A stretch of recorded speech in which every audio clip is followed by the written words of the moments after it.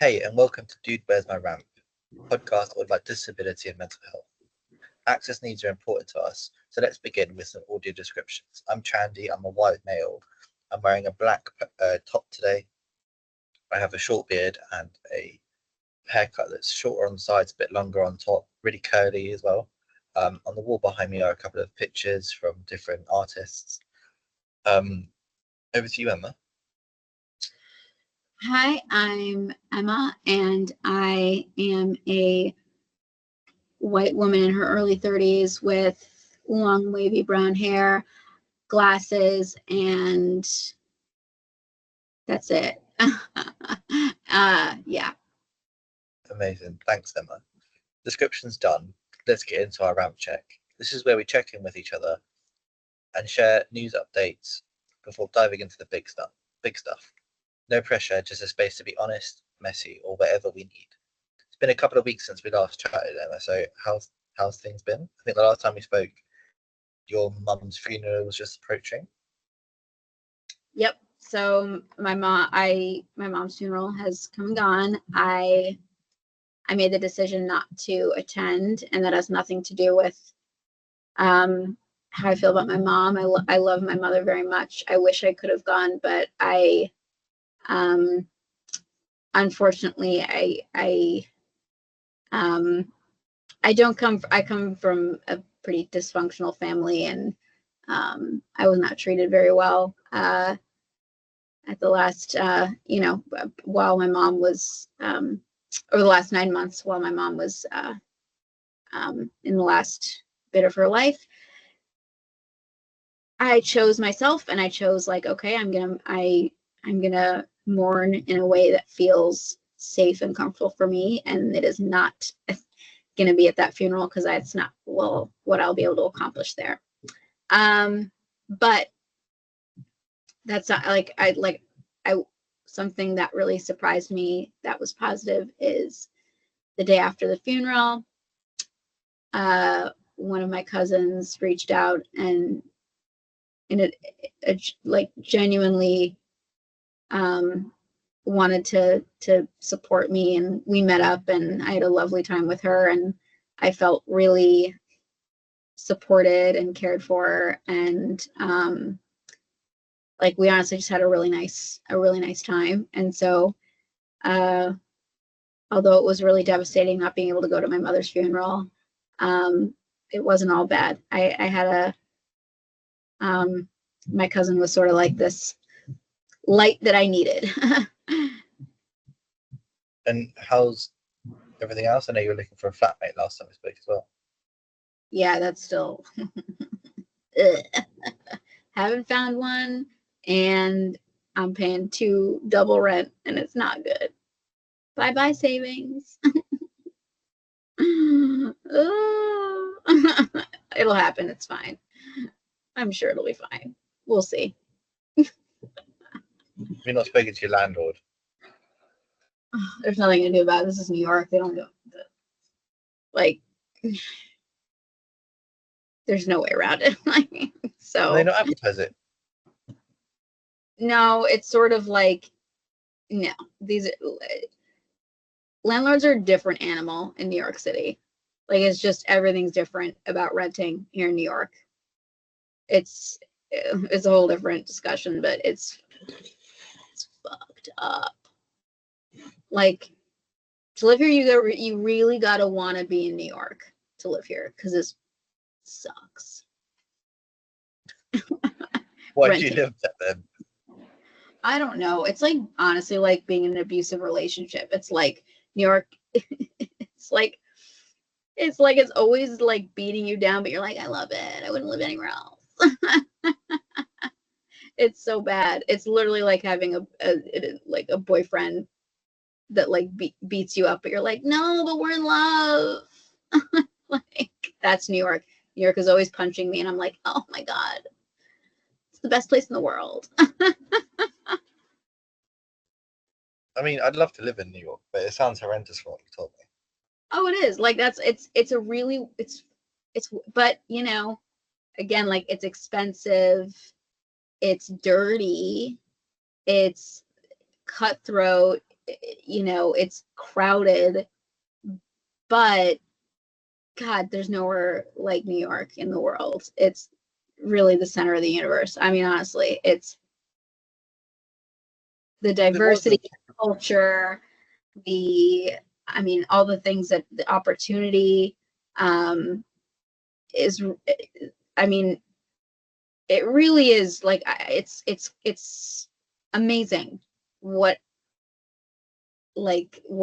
has been built here on this little, in these like little 5 boroughs, except Staten Island. No, 4 boroughs. Sorry, Staten Island. We could. It was your capital city, wasn't it? New York? Mm. No, DC has always been. No. No, I mean, no, like the capital may have been Massachusetts somewhere at some point, but New York was never the capital of anything. Yeah. No, if you're right, that's gonna be really embarrassing. Yeah, it was. No. Only for half the period in the nation's early history, but it was still capital city. No, you're right, and that's really embarrassing. It's really embarrassing.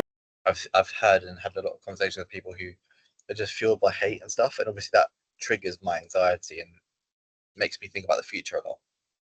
Well, don't come here. This is not your safe haven. I promise you. Well, you're not going to find a better life here. No. And just obviously like cost of living and stuff, but I mean, I have had some like good moments.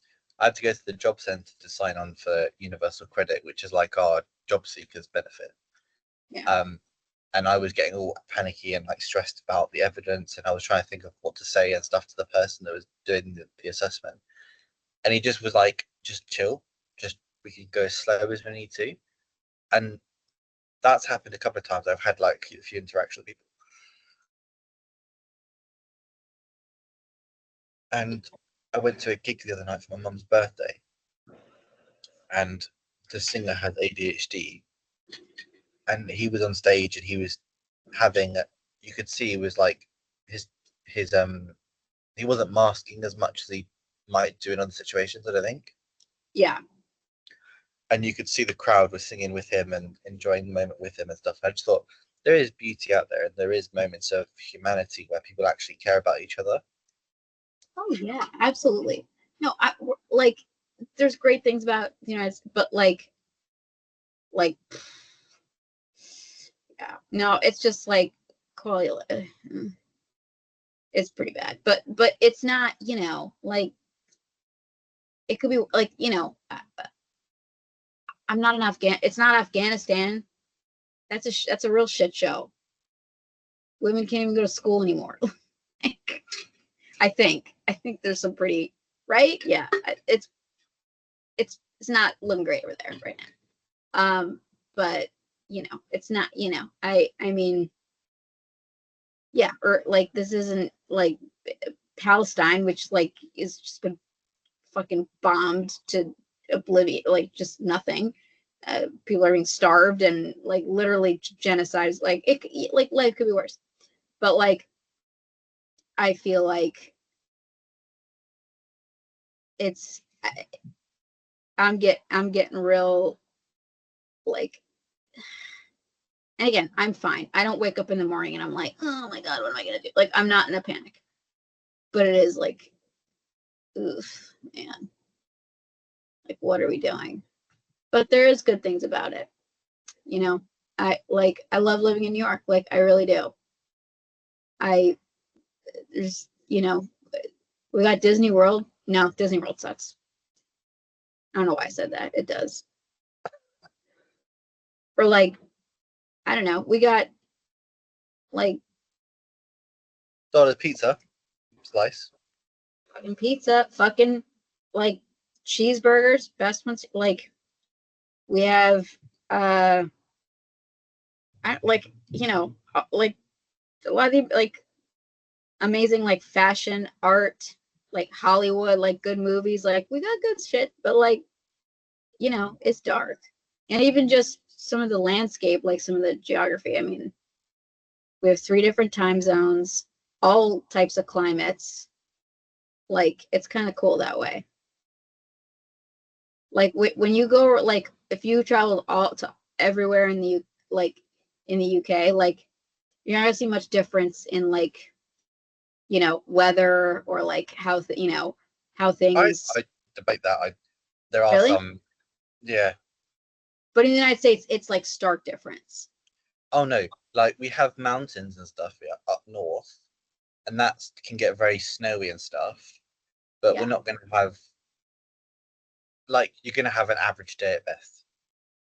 yeah, but like in the United States, you've got like desert, mountains, tropics. Like it's like all of the different like it's not, I mean, it's really kind of, it's really interesting. We have it all in like one land mass, or even the fact we have 3 different time zones. Actually, technically 4. Yeah, we've only got one time zone. The topic, hang on, let's do it properly. So today we're going to talk about access needs and kind of, do disabled people have to justify what equipment or tools they use to remain independent? And I think the reason that I wanted to talk about this is because I used AI to help me with my book, my children's book, with the illustrations and stuff. And I put a post up on TikTok, and someone basically commented saying that they thought that it cheapened my work, the fact that I'd used AI to do the illustrations. And I'd done a video at this point saying I didn't have the funds to pay someone to do the illustrations, and I wanted to get it out. I wouldn't want to just sit there, because me in my typical neurodivergent way with my OCD and everything, I either am hyper focused on something and get it done, or it sits there and does nothing for ages and then I forget about it. And then I'm panicking because I've forgotten about it, and then it just gets all worked up and stuff inside and overwhelmed. And so I just thought I'll use AI to create the images and help proofread my work, and then talk about ideas. So like I was chatting with it about, I want to say this, but I don't know how to make it sound for the audience that I'm talking to. Because obviously I'm a 30-year-old white male. I don't know how to speak to younger people necessarily in a children's book. And so it was really empowering, and helped me to hone in on my ideas, and to give it a prompt and say, I want this picture, and then working around it and stuff, and saying, no, that's not what I want. Maybe do this, change the color of the hair. And this person basically said it was rubbish, and that they wanted to, they thought I should have just hired someone. And I said, I don't have the money. And they were like, people could do it for free. And I felt like saying, you want me as a disabled person to get another disabled person to work for free, just so that I can get it done to be illustrations. And I was like, I'd rather have done it the way I've done it, morally. And then he was like, oh, well, I'll just do it for you. Just tell me what you want. And I was like, that's not the point. You're just completely ignoring that this is a tool that I've used to help me remain independent. It's my ideas that I've used these tools to help me create. And I know that there's a lot of weariness around AI, and its negative, the negativity around it.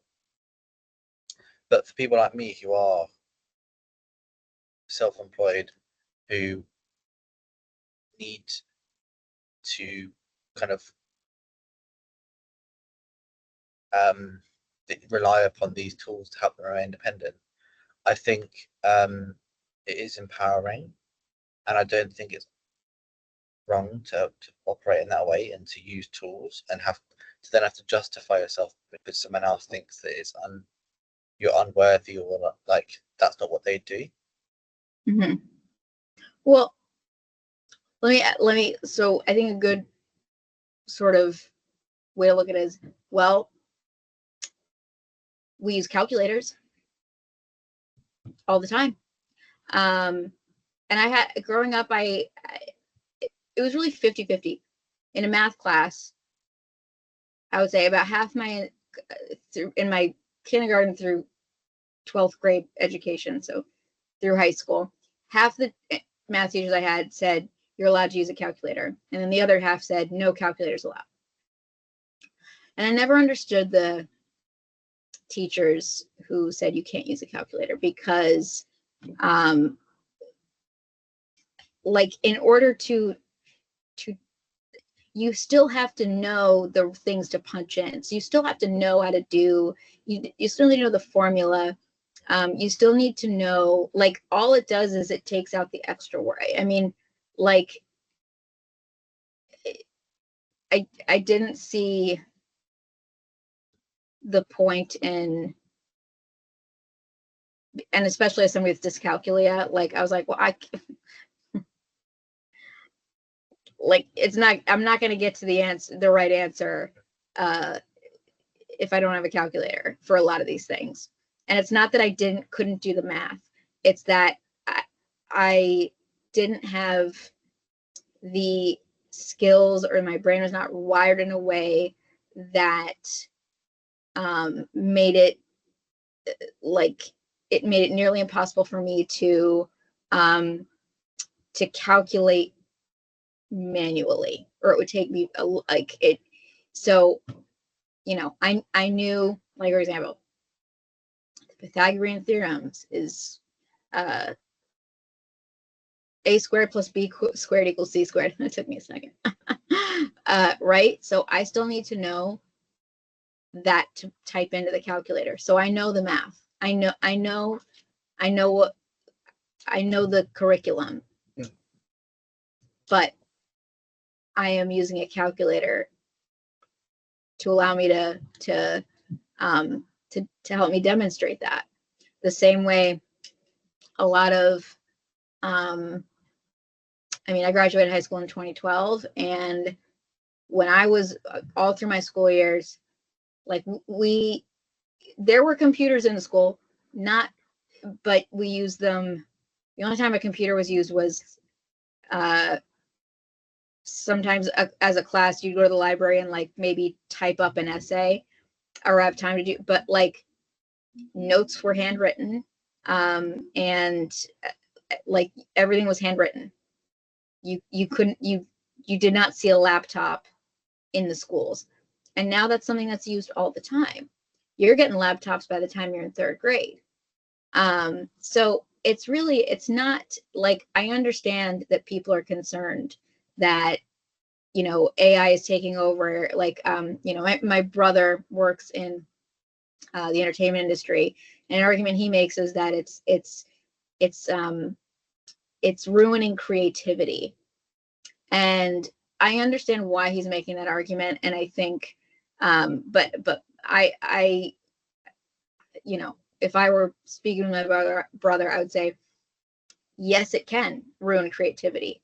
However, it's not, it's a useful tool if you're using it the right way. We just have to, like, again, you know, if you're using,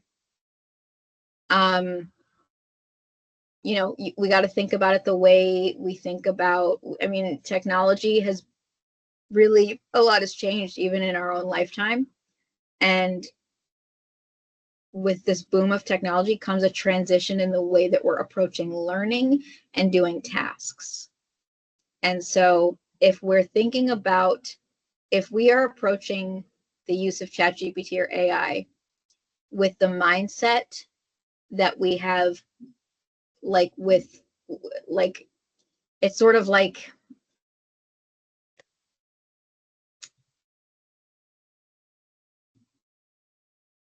I'm trying to think. Yeah, it's we need to look at it like as a I mean, as a way to help us get tasks done more efficiently, finish tasks in a way that's accessible. It also, but it forces us to think of that task and approach it with a different mindset. Like, especially for me, like, since I started using ChatGPT, like, when I'm on a day when I'm having, like, my mind is just full of all these intrusive thoughts, or I'm tired, or fatigued, I will sit down and be like, right, I need to get this done today. Otherwise, it's not good. And I'm not going to have time to do it later on in the week. Can you break it down for me into what I need to do, how I do it, and then I'll go away and do it. Or if I want to write a blog post, but I can't, I can verbalize it, but I can't write it down because I don't know how to, like, there's some, I don't know, it's like pretty hard for me to do it because of all the other stuff going on. I'll dictate it and then put that into something, get it to read it to me, and then I can change it and I can adapt it, or I can, like, it. These tools are there to help us remain independent, and yes, they can be exploited and stuff, but I think for And disabled people, they are empowering. and if you think about it, the way you're talking about using it, the way I use it, so collaboration is how we accomplish a lot of tasks. Whether, like, so for example, it's not, you know, like, I'll use, like, so screenplay writing, like writing a movie, for example. Now in the credits, it'll say one or two names that as the people that wrote the film, right? But it rarely has that screenplay only been, like, it's usually not just those two people. It's been a whole group of people that have edited and collaborated and expanded, or have worked on the screenplay.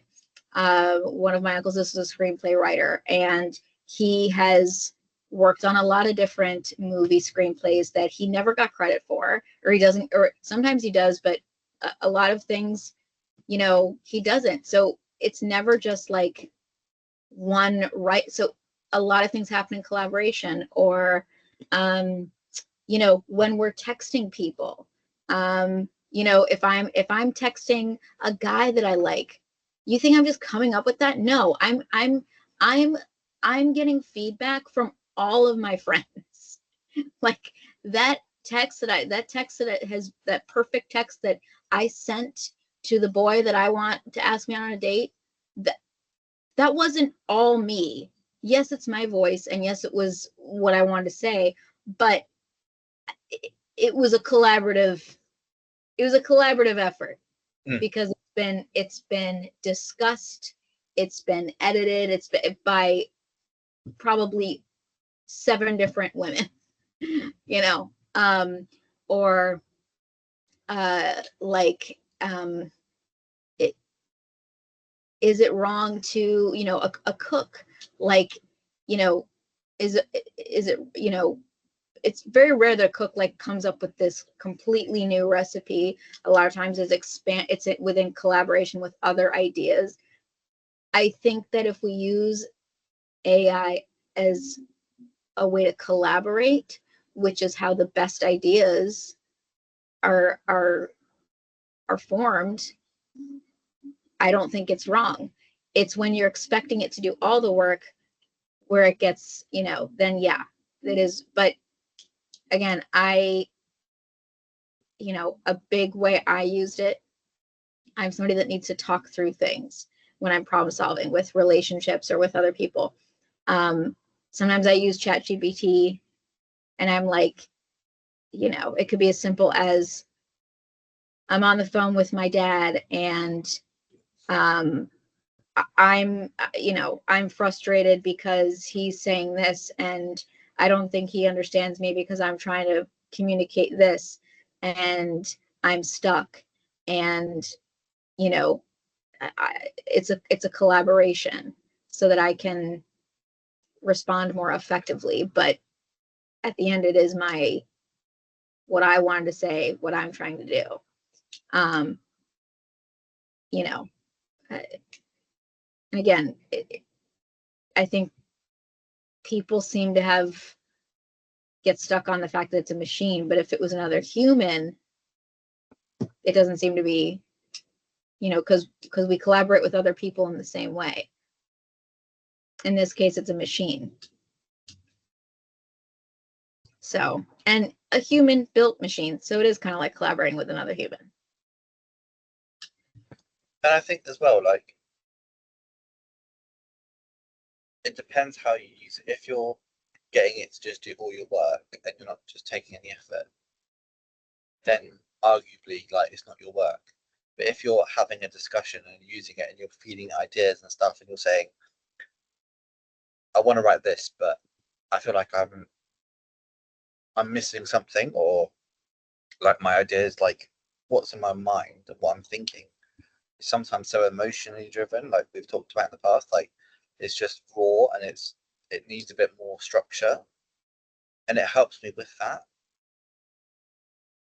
And I think as well, like sometimes like if your friends are busy and stuff and like I need like if my friends are busy and I don't want to bother them with asking for reassurance, I'll message it and I'll be like, am I overthinking this? And it'll say yes, and we'll have like a bit of a therapy session. I know it's not meant to be used for therapy, but yeah. I think well, I've used it in very therapeutic reasons. It's good for a sounding board. You just have to know how to it's about knowing how to use it. Expecting ChatGPT to like I can go to a therapist office and like they know what they're doing. Like I don't need to like train them because they're trained. But with ChatGPT, you need to be very intentional. Like I if I'm using it in a way that's helping me emotionally process, I will say, here's what's going on, here's what I need from you, here's what I want, here's what I don't want. I usually say the situation, I say, I'm feeling this way about it. Here's what my goal. I want to like maybe it's like I want to figure out how to best respond to this situation, or like what's going like figure out what's actually going on, what's underneath this person's actions towards me. I don't want to be right. I want to be correct. I don't want you to suggest like I would like you to analyze this the way a psychologist would, and back up your answers with fact. Cite your sources. I say things like that because sometimes ChatGPT, it sounds like it's an intelligent answer, but it is just sort of like them being the machine being agreeable. So I always make sure like back it up. And I think as well sometimes like with when we start questioning like people on their actors needs and stuff, it gets into this dark place of deserving and undeserving. I've seen a number of TikToks recently where people have been talking about the hierarchy of disability and who's more disabled, who's less disabled, and some people saying there are some people who are more disabled, and others saying we're all disabled, so we're just disabled. Like, don't try and put us into a hierarchy. And I get both sides of it. Like, there are some people who have more disability that are more impairing, but arguably we are all still disabled, so we all have access needs and things that we need to do to help us remain independent. An example is like, all right, I have ADHD, so I have autism, ADHD. I also have a physical disability. I have muscular dystrophy. I'm a wheelchair user. So I'm definitely disabled, like, and I have significant disabilities. But there is I would never like, although I think the argument really is like, again, some like people, like there is a hierarchy within disability because again, like I do have significant disabilities, but I have a friend who has CP, also a wheelchair user, but uses a communication device technology, so something that an eye gazing, a Dynavox. And like, is she more like disabled? Yeah, because I have the privilege of being able to like communicate in the way that like is the common and default way of communicating within society, and even amongst disabled people. So like, and it does, yeah. Or it's the same thing like somebody who like my mother very quickly became more disabled than I am. I have muscular, she has ALS. It's about privilege. Absolutely. Like one of my good friends who also has CP, like, I can get myself ready and out like independently. She cannot. She needs somebody to assist her with dressing, getting out of bed, going to the bathroom, like all those personal care tasks. I can navigate that on my own. Is she more disabled than me? Yes. But I still think But she's also smarter than me. Like more disabled, not. But that again, like, I think people need to like also keep in mind, like, that has to do with like privilege, and it has to do with how you're impacted by ableism. But it doesn't have to do with like what you can accomplish. You know what I mean? For me, especially, like, I used to be very weary of using things to help me remain independent, like a walking stick, and I still have days now where I don't go out with my walking stick because I just don't want to be judged, and that's my internalized ableism. But I think the second we start questioning other people, and like, I'm very careful when I see someone with access needs or when they need something done a certain way. I'm like, cool, let's do it. Let's adjust it for you to make sure that you can participate. And when I haven't, I felt really uncomfortable because I'm like I had a meeting once where I didn't know the person had was deaf, and I had my beard on. It was hard for them to lip read. Whereas if I knew that, I could have like trimmed my beard back and made it like so there was better captions. There were some, but I hadn't thought of everything, and then I felt really uncomfortable and had to apologize afterwards, or I felt compelled to apologize. But when we start with that questioning, why do you need this? Like, are you it makes people feel like they don't fit in, or their needs are not what other people think they are, and therefore they shouldn't need to use that equipment to remain independent. And then that has that impact on their ability to function. Yeah, well, I think, and also the pushbacks are, it's rooted in suspicion of disabled people. And so it's like,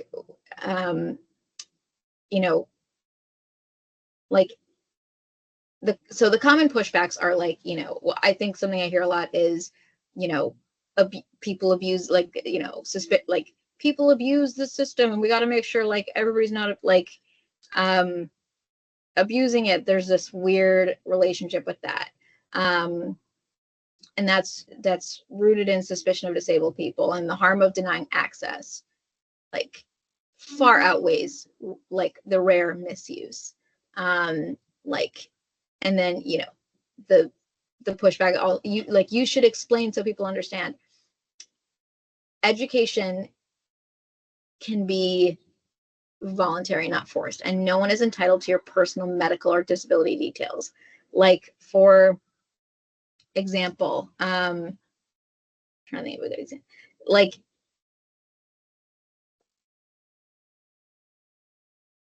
disability is the most monitored. They're the most controlled and monitored of all. I mean, at least in the United States, like, I mean, the hoops I have to, even I've been using wheelchairs since I was 12 years old. And like every time I need a new wheelchair, I have to prove that it's medically necessary. And it's even not enough that I'm backed by doctors. And the fact that I have to get it backed by doctor, like the fact that I can't just go to my doctor and say, I need a wheelchair, and have that need be met. Like for example, if I went to the doctor and said, I'm in pain, I need a medication to relieve that pain. Usually it's like, all right, and they'll try and figure out what the cause is, but you're pretty much believed. Like, or I don't feel well. I think I need to rest. All right. But if it's, my mobility has declined, people feel like it's like disabled people are not believed. In order for me to get a mobility aid, it has to be approved by a doctor, has to agree with me, a doctor who's not in my body, who, like, may not diagnose me correctly, and again, like, it's always like, particularly with mobility aids, it's the doctor telling me what I need, not the other way around. Emma needs a wheelchair. Emma doesn't need this. Emma, like, at no point in my disabled life has a doctor been like, what would work best for you? What do you, here's what's available. What do you think seems like be a good fit for you? It's always been them telling me. They're not usually wrong. Like, again, when they said I needed a wheelchair, like, I did. They weren't wrong. But that's not the case for everybody. I have a pretty like, easy disability to sort of make that, judgment. It's usually not gonna be wrong. I have muscular dystrophy. It's pretty cut and dry. But somebody who, I don't know, like, who has I have a lot of friends with EDS. I'm gonna pronounce it wrong. Ehlers-Danlos. Yeah, Ehlers-Danlos syndrome. Yes. Constantly having to explain and defend their needs. I mean, I think the most common thing I hear from those with that diagnosis is how much they have to fight to get a basic need met, that they have to, like, the amount of disbelief that they experience, which prevents them from getting work, is mind-blowing. I mean, it is inhumane, and it is ridiculous. Or, but you know how easy it was for me to get glasses? I got a prescription in one appointment with no history of seeing an optometrist. That's a mobility, that's a disability aid. Mm-hmm. It wasn't a big prescription, but like, that's, okay, cool, you need glasses, cool. I mean, and I don't even have a vision diagnosis. I was just like, here's what's going on. They did the standard eye test, and I'm like, all right, you can go get your glasses today. Easy. What the fuck is that?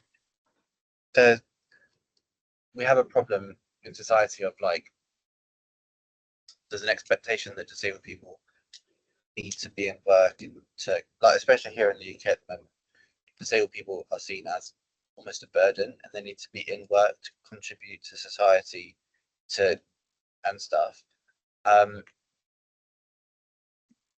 But there isn't the resources available to allow them to do that. Like, we have access to work, which is a grant that disabled people can get to allow them to fulfill their job, and it means that the employer pays a percentage, but then they get a grant to cover the rest. And a lot of companies don't know about it, or they think that, oh, it's a problem to have to apply, and it takes a long time to get it, and there's no guarantee you'll get it. Mm-hmm. But it's like, those adjustments and stuff could mean that if you didn't have them, you'd be missing out on potentially a really good candidate. Or just because you're not prepared to do that, you're going to give someone else who might not have the relevant qualifications, or, like, things like that, a job. And just on another note, like, I think I've mentioned this before, but I've been asking the Department of Work and Pensions to look at my PIP assessment again, because of the anxiety I have going out, and how every time I leave the house I have to have, like, headphones in to noise cancel everything else out. I still get hot and sweaty and anxious, and even though I can function, I'm overwhelmed and stimulated at all times, and it's hard for me to focus. And I've just been writing my appeal letter, and I asked for a copy of my kind of assessment report from a nurse, that they then based the assessment to whether I can get the funding. And they'd made comments like, I'll read you some of the comments. It's ridiculous what they put.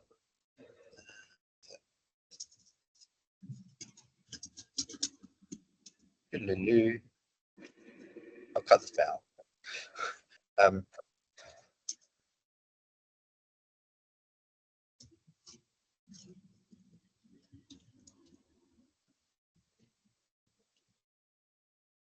yeah, they said that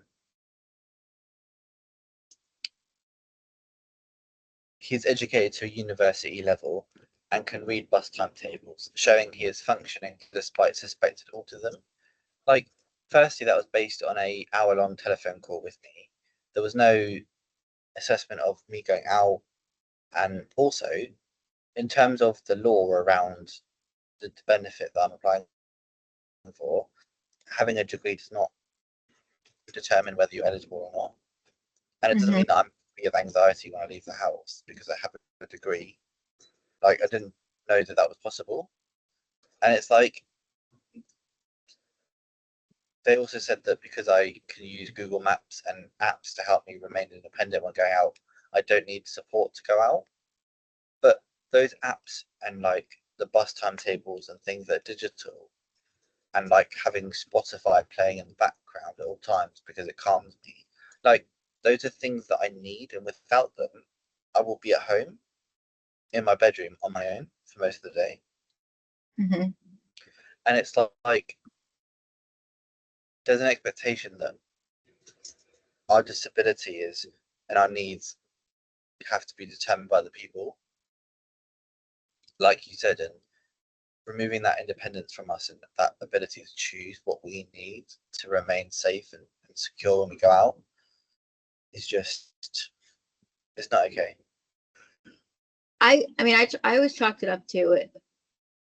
I'll use the workplace as an example.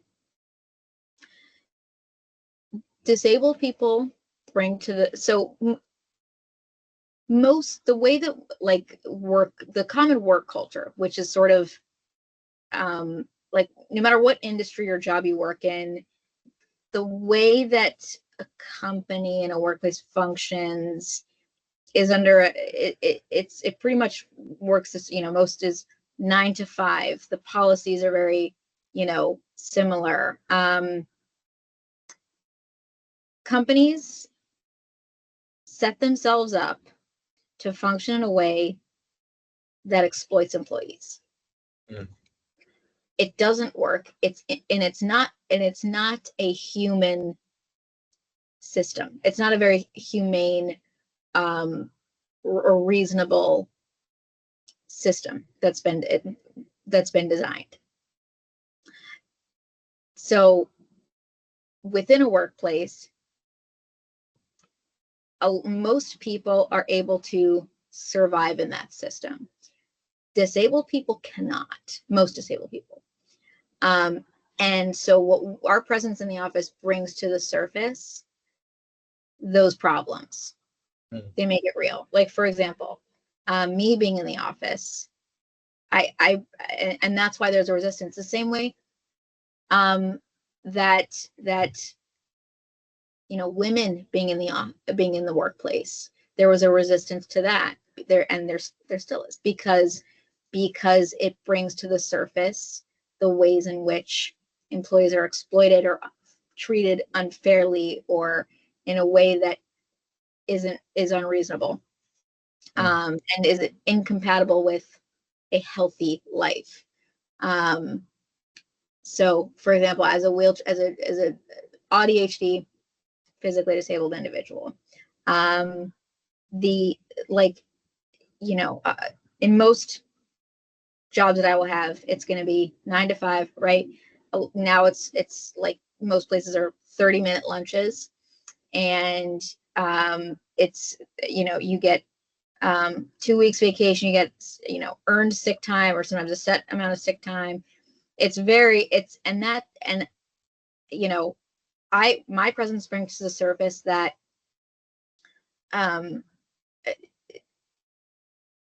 like sick days should be unlimited, because giving me 3 sick days does not work. That literally does not work. Giving me 2 weeks vacation, I mean, oftentimes I don't get a vacation because I have to use them for things like doctor's appointments, or sometimes I need more rest. There's a million things, or maybe my wheelchair breaks down. So many things can happen, human things. 9 to 5, most people are, most people are not productive for between 8, that full 8 hours.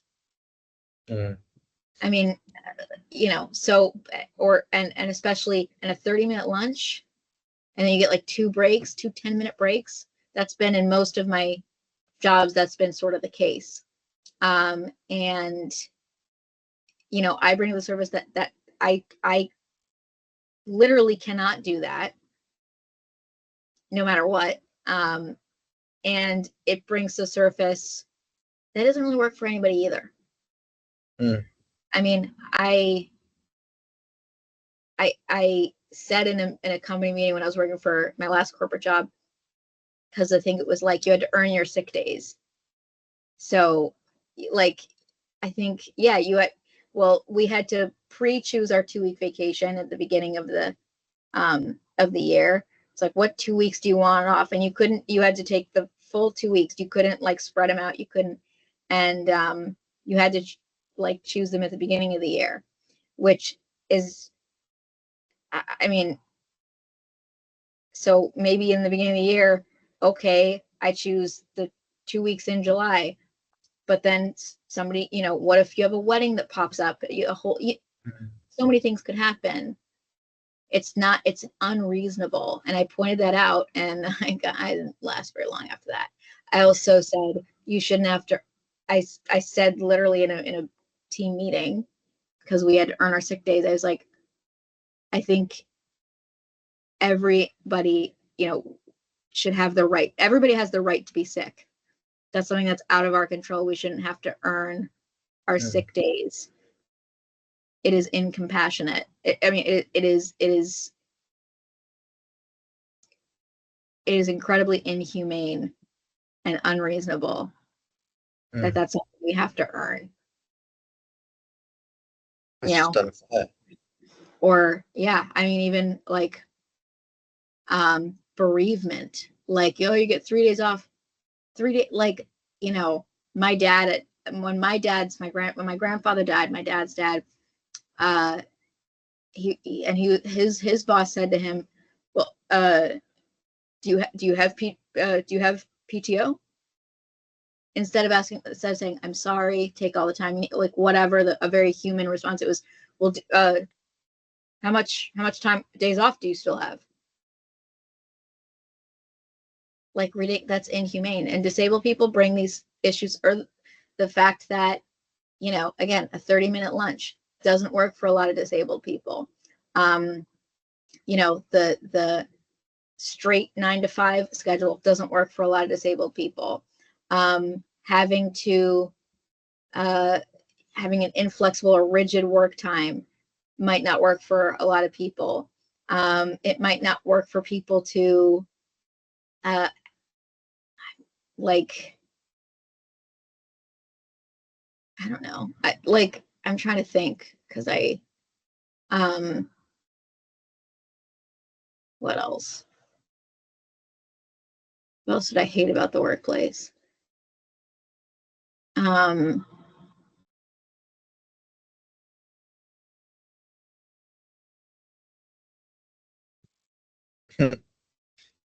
don't know, having your, if you're working from home, I don't know, just there's so many things that employees are just generally exploited, and they're working under conditions that are unreasonable. And just because it's the norm, and because people have been able to survive in that environment, doesn't mean it's right. And disabled people are a mirror to that, and force people to confront it. And that's why I find there's resistance. Every workplace I've been in, I'd bring up the fact that, like, again, with the sick days, the time off, the clock, the 30-minute lunch break doesn't work. It's unreasonable, and I couldn't get around that. And as soon as I started saying, well, 10-minute, 10-minute breaks don't work for me, it takes me longer to use the bathroom and blah, blah, blah. Then other people are like, yeah, you know what? It's really a short amount of time. And then, my employer's like, oh shit, people are catching on. I just think that we live in a society where if we make it more accessible, it doesn't burden anyone. It makes it freeing. It makes it truly inclusive. And people bang on about how about things and stuff, and they then don't want to make the steps to make it more inclusive or make it more. They just see it as a problem that's woke, and therefore it's an issue, and that it means they have to change, and so they brand it as woke, and then it's an issue, and then they don't have to deal with it. Yeah. Well, it's, access needs to act like a mirror. So they reflect back the exploitation that everyone feels, but non-disabled workers are trained to accept. So,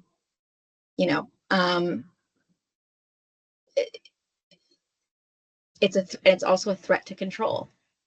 And I'll keep using the workplace as an example. So employers worry that if they grant one person's needs, then others will demand the same. And that fear exposes the truth that it's not that access is impossible. It's that access destabilizes a power structure built on worker compliance and overwork and exploitation. So disabled people disrupt that compliance by refusing to sacrifice health for productivity because we can't. So it's, in a just system, access needs wouldn't be exceptions. They set the standard for how work is structured, for how a lot of things are structured. It's disabled people aren't the problem. We just make it impossible to ignore that the problem exists. And I see, and even like with, it's not just the workplace, in how, like, architecture, in like how we build our environments, healthcare, even just relationships.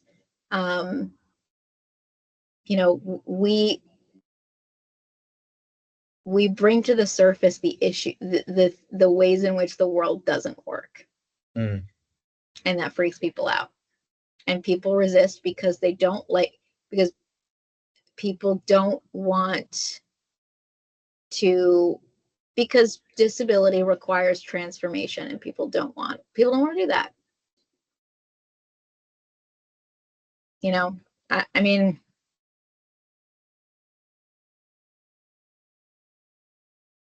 I think, and I will point out too, most of the technology that is now used by pretty much everybody in the world exists because of disabled people. I did a post about that today. I put a thing saying, want to get rid of woke, like no texting, and I explained why. And I've got a few other posts to put out this week and next week. But I think it is like, I think we've talked about this before.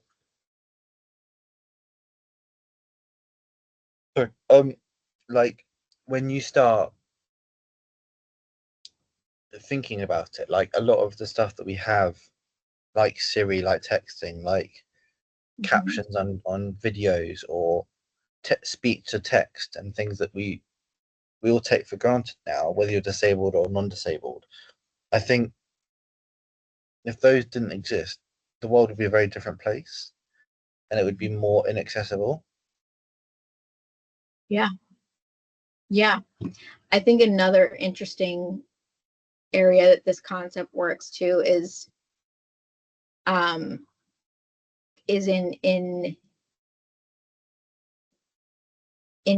our community and like family dynamics.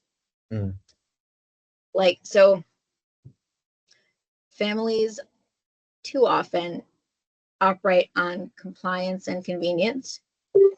A disabled child will have needs that likely reveal how rigid and unsupportive a family structure is. So access is like quiet time, mobility support, communication tools, force the family to recognize that love without adaptation is not enough.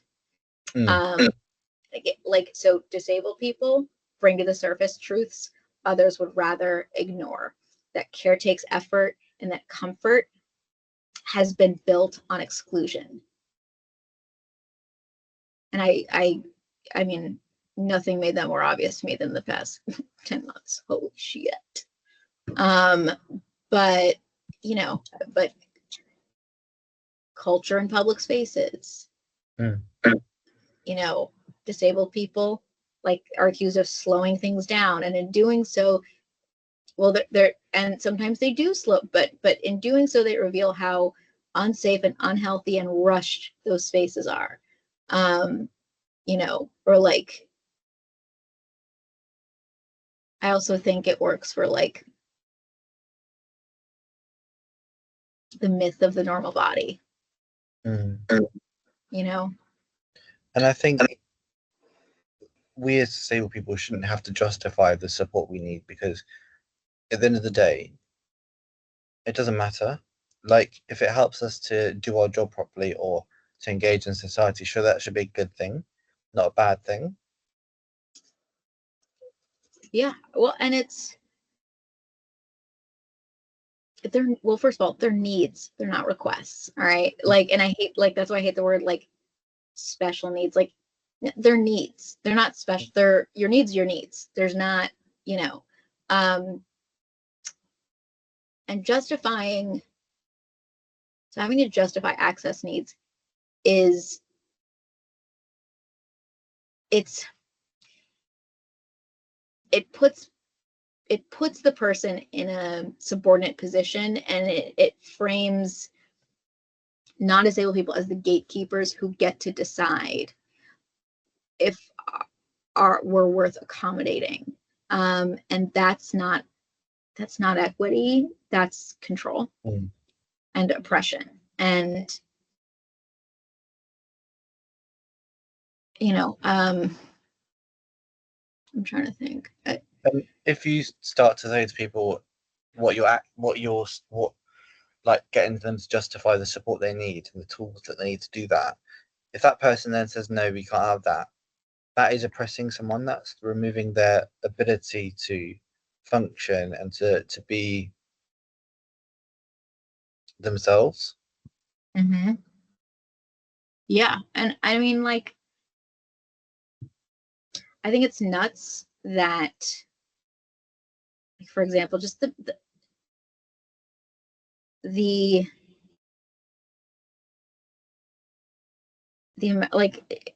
it is so invasive.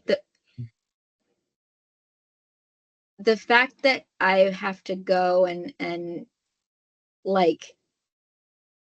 tell people what, I've had to tell my manager, teachers, strangers, that I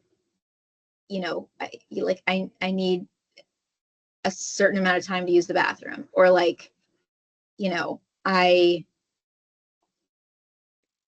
I have to discuss that. That is such a private thing. The bathroom.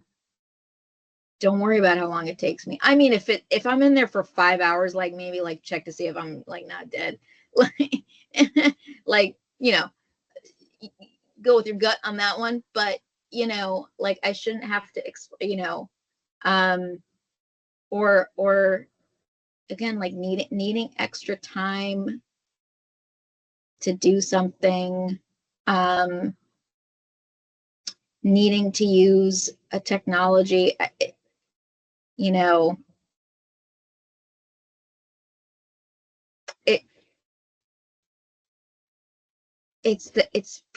mean, it just, even I remember when I was walking when I was little, distinctly, and it was always white, somebody who was white and over the age of 65, always. My mom would park in the accessible spot, and or my dad, but it was mostly I was with my mom when these things happened. But and I would get out, and you're you can't park there unless you're disabled, you know, blah, blah, blah.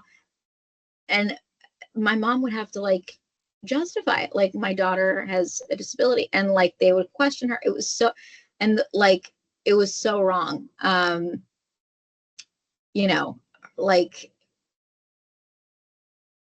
you know, or, you know, even just, I'm trying to think of another example. I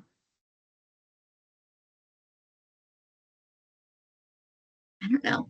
Like, do you have any examples of like what, besides the workplace, where else have you had to justify?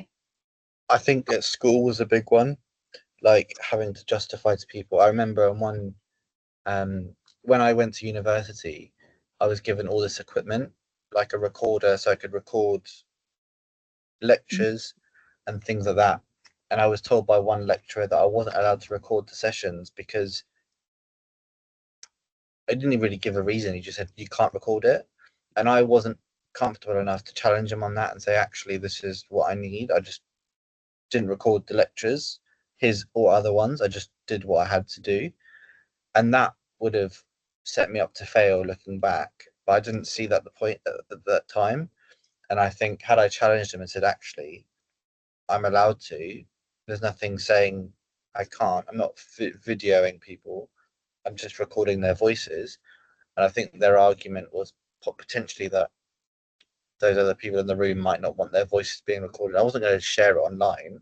It was just for me personally to remember what was said and remember things. So when I'm writing the essay, I'm not forgetting stuff. And I think that's the issue. But I think people forget that and they see it as an issue for them. They then have to adapt for one person. And so it's easier not to. But that's just my assumption. Well, yeah, and I think like the big picture is when we like when we like ask for accommodation, demand when we insist on ramps or captions or the use of a recorder or uh, a longer break time at work or at school, a, a, a, a different, you know, clock in, clock out schedule, um, uh, a, you know, you know, the list can go on and on. When we insist on the, we're not just asking for access needs or tools, we're exposing a system that is incompatible with human life if you don't fit the mold. And that's why access needs are treated with suspicion, because if they're legitimized, they call into question how schools, workplaces, healthcare, families, social circles are structured. You know, And I think we shouldn't. It's a personal choice to tell someone about your disability. It's a personal choice to open up about the things you struggle with, because some people aren't as comfortable with it being disabled as other people, or that they're still coming to terms with the fact that they're disabled because they've acquired it later in their life and things like that. And I think even when you're comfortable with your disability, like I am, or I'd like to think I am comfortable with my disability more now than I was, it is hard to open up to someone sometimes and to say, this is the help I need, these are the tools I need, because you're worried about the assumptions they're going to have about that because of things. And like, I think us as disabled people shouldn't need to be in that position. And oh yeah, like I know in the workplace, I can't avoid, like, I'm going to have to like disclose my disability and ask for accommodations. And I know that once the accommodations discussions start happening, it's consistently the job goes downhill pretty quickly after that. You know, and yeah, it's pretty bad. And but I shouldn't have to, like, these are very personal things. And if like, of course, I explain things when they're necessary. Absolutely. Because I want people, because I, you know, think any reasonable person would. But, you know, I shouldn't have to be put in a position like where, you know, where I have to disclose things that are so, like, again, like, the bathroom stuff really blows my mind. I'm like, would you fuck off? Like, do not worry about what I do in the bathroom and how long I do it. Unless it's like, again, like, if I've been gone for 6 hours, please, like, maybe it's time to call 911. You know, but, you know, or like how long I took at lunch, or, you know, like, oh God, working at Lufthansa, fucking corporate is already like out, like, just completely upside down and inhumane the way that things are structured. German corporate, fuck that shit. Like, work started at, like, you know, 9 a.m. If I'm there at 9:01, you're late. Fuck you. I'm not. It's 9:01, you piece of shit. I see that you're like on Slack. It says you like you are busy, or like you are on pause, like you were not actively working, like for these 15 minutes. Don't worry about it. Don't worry about it. Maybe I needed to get a snack. Maybe I got a phone call. I don't know. Like, who knows? Maybe a fire alarm went off. Don't worry about it. Don't fucking worry about it. If I clocked in and didn't work the whole day, yeah, all right, maybe say something. But like, shut the fuck up. Why is your camera not on? Because I didn't put on makeup and I don't want you to see me, you piece of shit. That's why. Or like, I don't like, because I'm still in my pajamas. Fuck you. God knows what. I don't know. Like, like, On that note. Or like, what, you know, what, why one, God, my unit looked at it. I got reprimanded for putting on, like, it. So first of all, it was lip oil. So it's literally like, it's like a chapstick. My lips are chaps. I put on lip oil. It, like, and yeah, it does look more like a gloss, but like, he's like, and you're putting on makeup during the meeting. It's like, first of all, like, my lips were chapped. I put something on from what, and like, but it's also like, why do you fucking care? Why do you fucking care? Are you fucking kidding me? Don't worry. Like, what the fuck? I was like, shut up. What? You were like, you seem to be like, you know, I don't, like, I was like drinking tea and what, like, you know, you should resist, you know, lunchtime is lunchtime. Like, fuck, ridiculous. Or like, you know, I don't even know. Just like, you're not making eye contact with people when you're talking. Yeah, I'm autistic. Like, and also, like, I don't know, like, I'm also like down low. Like, I don't know, it kind of hurts my neck to look up for like a long time. Like, why don't you bend down to my level? But I still wouldn't make, because again, I'm autistic. I'm still not gonna make eye contact. On that note, should we wrap this up? Yeah.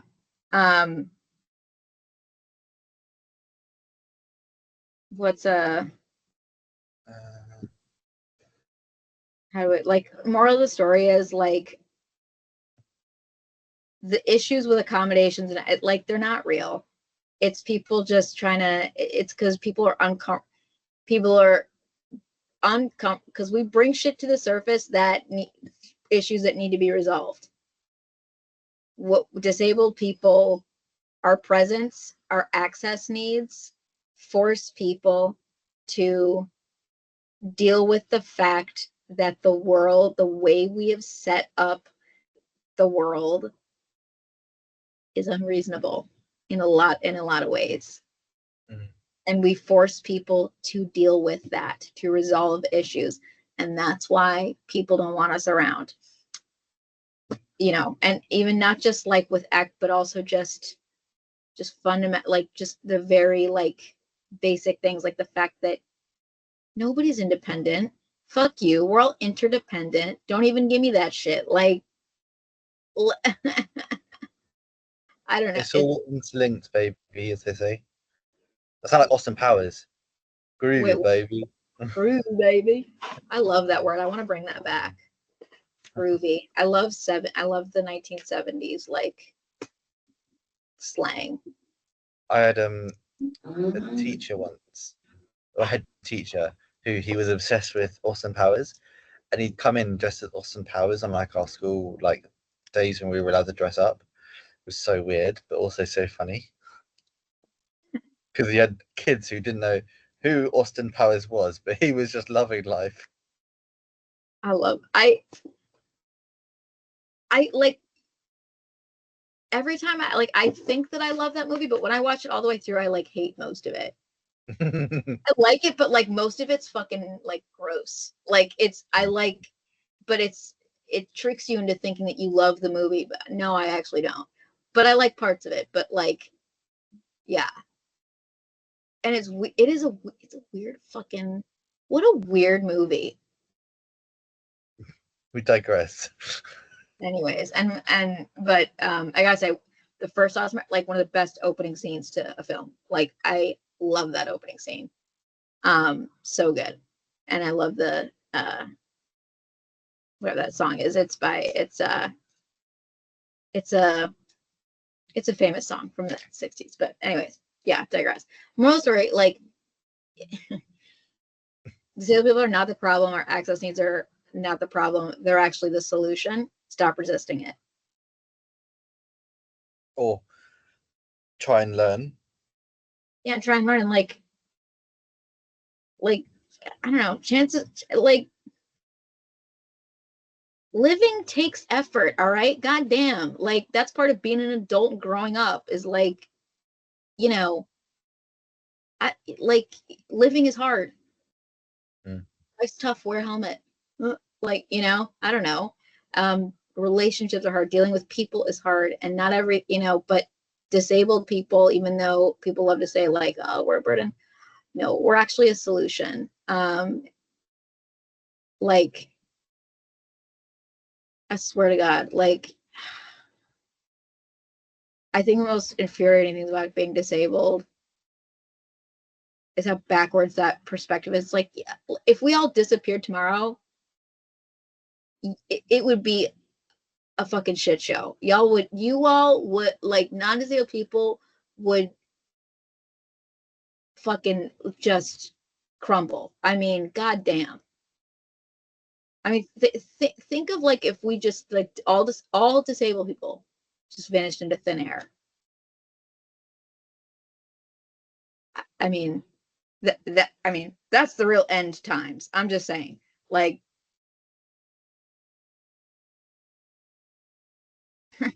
that's the real apocalypse. And No. on that note, that's a wrap for this episode of Dude, Where's My Ramp? Thanks so much for spending this time with us. If anything we've discussed today has triggered any difficult emotions, memories, or mental health struggles, please remember that you're not alone. We've included a list of support resources in the show notes with trusted organisations in both the UK and US who are there to help you through listening, help and guide you. That made no sense. We'll do that again. With trusted organisations in the UK and US who are there to listen, help and guide you. You can find us on social media. Our social media handles will be in the show notes. Feel free to reach out and send us a DM if you want to get in touch with us. We'd love to hear from you. If you've enjoyed this episode, please leave us a review. And also, don't forget to share this episode with a friend. The more we spread the word, the louder our collective voice becomes. Tune in every week for a new episode with more laughs, more stories, and probably more rants about rants and mental health struggles of disability life. Until next time, take care of yourself, your ramps, and each other. And remember, all in this together. Go Wildcats. Try!